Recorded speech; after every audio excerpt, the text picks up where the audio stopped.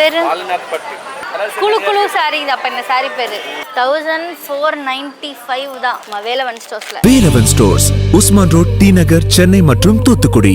மேய்க்க சொல்ல ஒன்னே மேய்க்க சொல்ல பரதேசி பிக்காரி பல ஒன்னே மேய்க்க சொல்லடா, போடா எழுதி வச்சுக்கடா. ஒரு நாள் அவசர கூட்டம் எங்கே நடக்குதுங்க, இந்த கூட்டு பண்ணையில் நடந்துக்கிட்டு இருக்குங்க. அங்கே உட்காந்துருக்காரு முதலமைச்சர், எல்லா அமைச்சரும் உட்காந்து போயிட்டு இருக்காங்கன்னு.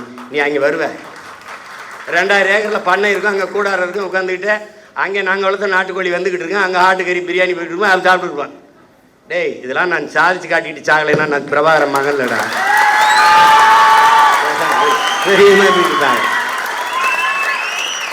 ஓடுவந்த கையெழுத்து பெற்றுக் கொடுங்கள், பிள்ளைகளை கற்றுக் கொடுக்கிறோம் நாங்கள். பிள்ளைகள் உங்கள் வீட்டின் செல்வங்கள் அல்ல, தமிழ் தேசிய நாட்டின் செல்வங்கள். முடிஞ்சு நீ பெத்துட்டியா 3 வயசுல ஒப்படைச்சிட்டு வெளியேறிடணும். பிள்ளைக்கும் அரசுக்குமானது. நான் கேட்பேன், என்ன படிக்கிற ஐயா? ஐயா நான் வந்து டாக்டர் போயா, ஐயா நான் இன்ஜினியர் போயா, ஐயா எனக்கு பாடுறது பிடிக்கும் பாடியா, ஐயா எனக்கு ஓடுறது பிடிக்கும் ஓடியா. அதுக்குன்னு வரக்கூடாது, தொலைச்சி போடுவேன் உன்னை. ₹1 கல்வி கிடையாது. தொடக்க கல்வி முதல் ஆராய்ச்சி கல்வி வரை என் பிள்ளைக்கு தரமான கல்வி, ₹1 கட்டணம் இல்லாமல். அப்படி போட்டியெல்லாம் கையெழுத்து 200 அலகு மின்சாரம் இலவசம்னு கையெழுத்து போட்டு ₹1000 கட்டினவன் 4000 கட்டிட்டு வீட்டில் அழுதுகிட்டு இருக்கான். இப்போ வலைவலி திருப்பினா 7000 கட்டிட்டு 17000 வந்துருக்கு.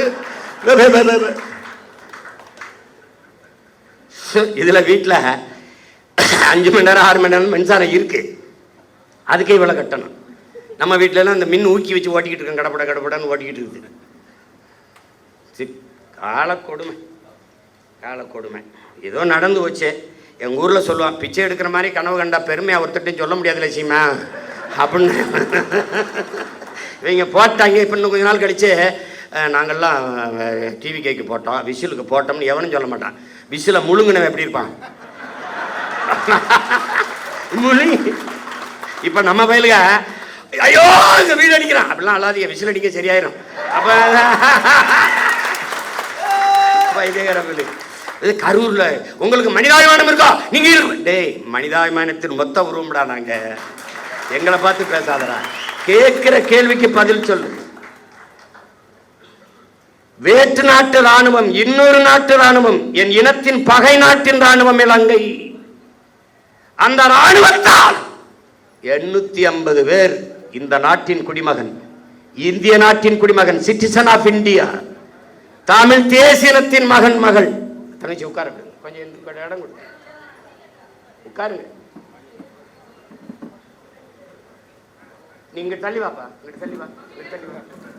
தங்க எங்க அம்மா கொஞ்சம் நடந்து வாங்கம்மா, கொஞ்சம் இடம் கொடுங்க. தங்கச்சி இங்கிட்டு வாங்க, நல்லா இங்கிட்டு வாங்க.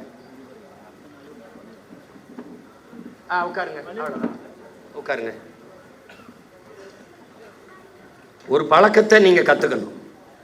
எவ்வளவு பெரிய ஆளா இருந்தாலும் நீங்க பெண்கள் வரும்போது எந்திரிச்சு இருக்கை கொடுத்துட்டு வெளியேறிடும். அப்ப ஒவ்வொரு தடவையும் நான் சொல்ற மாதிரி வச்சுக்கிட. இந்த கட்சிக்குன்னு நிறைய தகுதிகள் இருக்கு. பசினாலும் 10 நாள் கிடப்பேன், 11 நாள் 100 நாள் நடப்பேன். இங்க இருக்கணும். தன்னை முன்னிறுத்திக்கிறவன் இந்த கட்சிக்கு சரி வர மாட்டான்.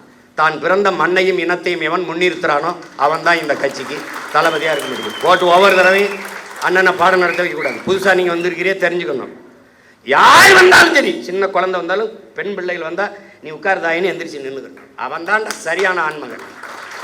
நீ உட்கார்ந்துக்கிட்டு தங்கச்சி அம்மாவை நிக்க வச்சுக்கிட்டு இருந்தீங்கன்னா நீ தற்கொலையில பெரிய தற்கொலை ஆயிடுவா. பார்த்துக்க, பச்சை மட்டையை வேற ஆளுக்கு எடுக்க மாட்டேன், உனக்கு எடுத்து விட்டுருவேன். பார்த்துக்க. இப்போ 850 பேர் சுட்டுக் கொல்லப்பட்டிருக்கான். அவன் வாழ்வாதாரத்திற்காகத்தான் கடலுக்குள்ள மீன் பிடிக்க சென்றான். அவன் படகு பறிக்கப்பட்டிருக்கு, சிறைபிடிக்கப்பட்டிருக்கா, சித்தவதை செய்யப்பட்டிருக்கா, கொலை செய்யப்பட்டிருக்கா. இந்த செத்து பிணமா வந்தவன் வீட்டிற்கு எவ்வளவு பணம் உதவித்தொகையாக, ஊக்கத்தொகையாக, வாழ்வாதாரத்திற்கு கொடுக்கப்பட்டது? யாராவது ஒருத்தன் சொல்லு.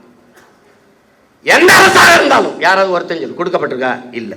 அவன் குடும்பத்துக்கு வேற்று நாட்டு இராணுவத்தால் சுட்டுக் கொல்லப்பட்ட தன் நாட்டு குடிகளில் எவனுக்காவது ஒருத்தனுக்கு அரசு வேலை அவன் குடும்பத்தில் கொடுக்கப்பட்டிருக்கா? இல்லை. அப்பா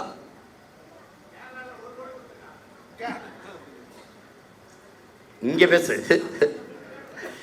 ஏதாவது கொடுக்கப்பட்டிருக்கா? இல்லை.